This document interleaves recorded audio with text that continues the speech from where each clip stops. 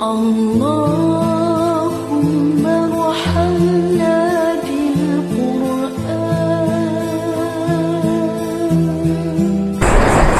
Assalamualaikum warahmatullahi wabarakatuh.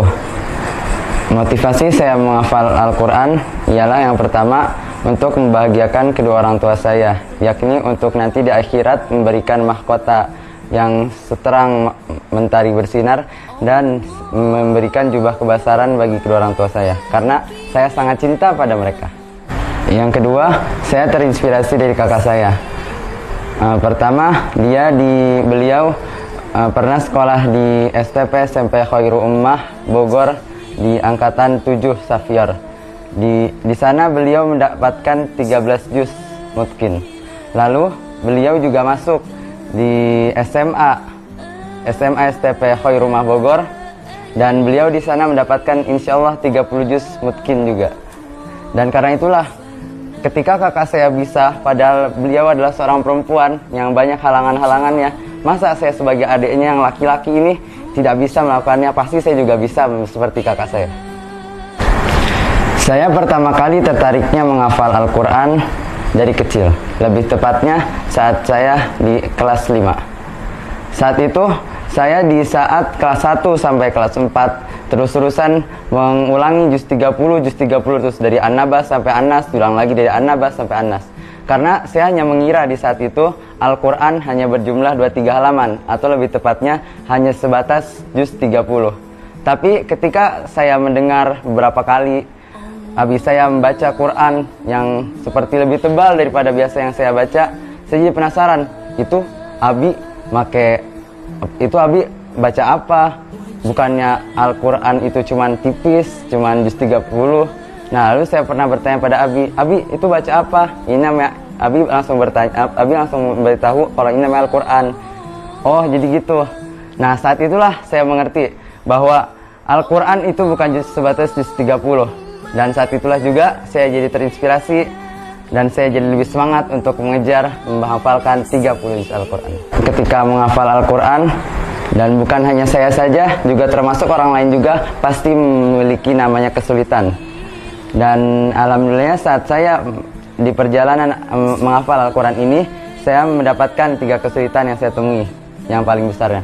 Yakni pertama ialah ketika saya membaca Quran, ada kata-kata yang tidak terasa familiar dalam telinga saya, atau ketika saya sedang membacanya, ini katanya tiba-tiba seperti ini, domirnya tiba-tiba berubah.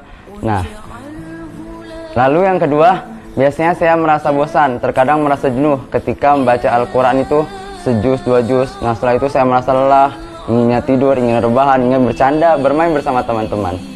Lalu yang ketiga, ketika saya merasa bad mood, ketika saya merasa lagi gak enak hatinya, ketika saat ngobrol aja itu rasanya pengen marah terus, gimana ya, rasanya tuh kayak gak enak di hati, kayak pengennya itu ngobrol sama seorang tapi gak ada orang yang pengen diobrolin. Alhamdulillah Allah memberi saya cara-cara untuk mengatasi kesulitan-kesulitan saya saat menghafal Al-Quran tadi. Untuk hambatan yang pertama, saya biasanya menggunakan 2 Al-Quran, yakni pertama Quran hafalan, yang kedua Quran terjemah. Quran hafalan digunakan untuk wakaf ibtidah, ketika saya di mana untuk berhentinya dan di mana untuk melanjutkannya kembali. Dan Quran terjemahan ketika saya melihat arti dari terjemahan kata-kata yang kurang familiar di telinga saya, untuk saya rekam dan saya ulang-ulang berkali-kali agar saya ingat dan menempel pada otak saya.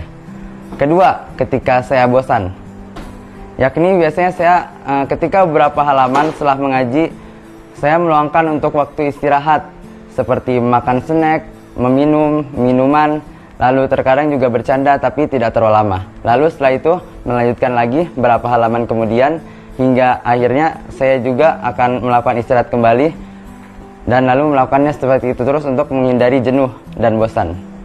Dan yang ketiga, ketika saya merasa bad mood, biasanya saya akan menulis apapun itu, mau cerita, puisi, atau apapun, terkadang juga motivasi untuk diri ini lebih kuat, lebih untuk menjadi bersemangat untuk melanjutkan lagi membaca Al-Quran dan menghafal Al-Quran. Menurut saya, orang-orang memiliki caranya sendiri untuk belajar. Dan saya memiliki caranya sendiri untuk belajar yang bisa dicontoh teman-teman di rumah yang sedang melihat video ini. Pertama, saya biasanya melakukan menghafal Al-Quran atau ziyadah di pagi hari. Bangun di jam 3, lalu setelah itu mandi untuk membuat tubuh kita segar dan membuat mata kita menjadi lebih fresh untuk membaca Al-Quran. Lalu yang kedua, sholat tahajud dan sholat witir. Saya dawamkan terus selama ini, yang insya Allah dengan amalan dawam ini akan melancarkan hafalan saya dan menguatkan hafalan saya, insya Allah. Yang ketiga, setelah sholat tahajud dan sholat witir, saya akan mulai menghafal Al-Quran. Dimulai dari membaca Al-Quran, membaca satu halaman itu sebanyak 3 kali. Setelah itu, saya biasanya menutup Al-Quran hafalan dan langsung membuka Quran terjemah untuk melihat terjemah perkatanya.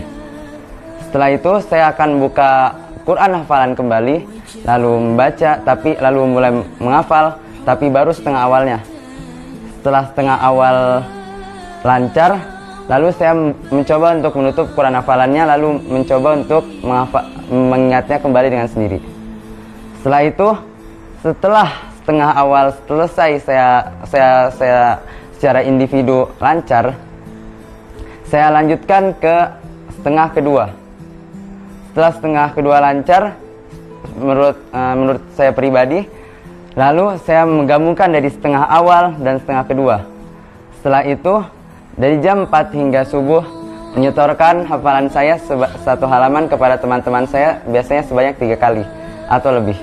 Nah, setelah sholat subuh, setelah ba'da subuh, setelah menurut perkiraan saya itu lancar, dan menurut teman-teman yang setelah disimak itu lancar, nah barulah saya menyetorkannya kepada ustazah. Lalu di waktu asar, saya mulai murojaah langsung menyetor kepada ustazah.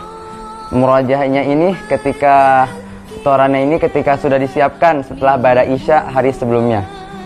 Biasanya di asar ini saya lebih milih untuk murojaah hafalan yang kurang lancar. Biasanya sebanyak minimalnya 1/4 halaman, biasanya paling banyaknya 10 halaman. Lalu ba'da maghrib itu murojaah kembali, biasanya murojaah hafalan lancar. Minimalnya itu 10 halaman, lalu banyaknya itu sejuz. Untuk teman-teman yang sekarang sedang berusaha untuk menuntaskan hafalan Al-Qurannya, terutama untuk saya juga yang berusaha lagi untuk memutkinkan hafalan saya 30 juz, jangan pernah menyerah, jangan pernah lelah untuk menuntaskan hafalan Al-Qurannya dan memutkinkannya. Karena balasan dari Allah akan berlipat ganda dan sungguh luar biasa di dunia lagi di akhirat. Tapi kita jangan lupa bahwa Al-Quran itu juga adalah amanah untuk kita, amanah untuk para penjaganya, amanah untuk penghafalnya. Karena Al-Quran itu ialah amanah yang Allah telah karuniakan kepada orang tertentu. Belum tentu semua orang bisa, belum tentu semua orang bisa menghafalkan Al-Quran. Jadi kita harus menjaganya. Jangan pernah lupa untuk menjaganya di dalam dada. Jangan terlepas sedikit pun. Karena dengan begitu Allah akan menyelamatkan kita di dunia dan di akhirat. Yang tak kalah penting, siapapun kita, dimanapun kita, jagalah Al-Quran. Bukan hanya sebatas hafalan, tapi juga menjadi akhlak kita sehari-hari, yakni selalu menghindari maksiat dan menghindari hal-hal yang sia-sia yang kita lakukan, lalu menjaga lisan dari hal-hal yang buruk, dari kata-kata yang jorok, apalagi kata-kata yang kasar dan sebagainya, lalu menghindari makanan-makanan yang tidak thayyib. Makanlah makanan yang halal dan thayyib. Saya ucapkan terima kasih sebesar-besarnya kepada Bu Lala atas nasihat dan didikan kepada saya selama ini, sehingga saya bisa tasmi 30 juz sekali duduk. Insyaallah mungkin. Terima kasih kepada Bu Lala selalu mendorong saya ketika saat saya sedang jatuh, ketika saat saya sedang lelah, terus menguatkan saya untuk terus menghafal Al-Quran, terutama ketika saya sedang sakit, terus membantu saya, terus mengobati saya dan berikan nasihat-nasihat terbaiknya. Mungkin saya di sini hanya bisa mengucapkan sebatas kata terima kasih, tapi insya Allah kelak Allah akan berikan balasan terbaik yang berlipat-lipat ganda atas pengorbanan dan jasa-jasa yang telah Bu Lala kasih kepada saya. Demikian yang bisa saya sampaikan, kurang lebihnya dari saya pribadi. Wabillahi taufiq wal hidayah. Wassalamualaikum warahmatullahi wabarakatuh.